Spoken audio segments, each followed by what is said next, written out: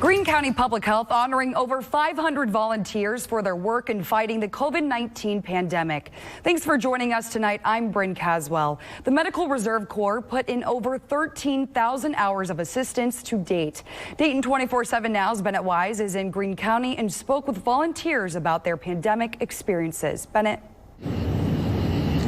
Bryn, with more than 500 volunteers in the Medical Reserve Corps, there's a mix of different roles, from making contact tracing calls to giving vaccinations. And all the volunteers I talked to said it's rewarding work, but feel that even after a year, their work might not be over.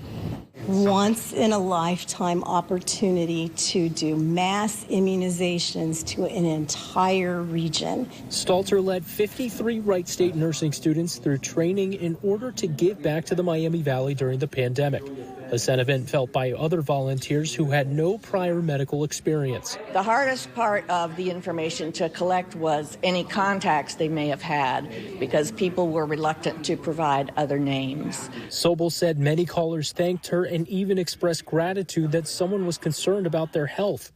Meanwhile, some former medical professionals came out of retirement to give vaccinations. Most of the people that said, I haven't seen my mother in a year, I haven't seen my daughter in a year, I haven't seen my family for a year, that really hits home, to think that you haven't been with your family for that long and that you're not going to have that freedom.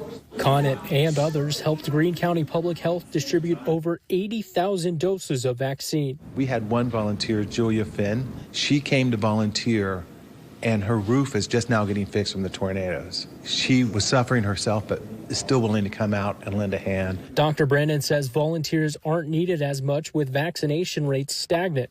And with the Delta variant coursing through, CONNETT believes her services might be needed again. I think it's a distinct possibility. I wish that everybody would go get vaccinated so we could get herd immunity and not have to face this again. But I think it's a great possibility right now.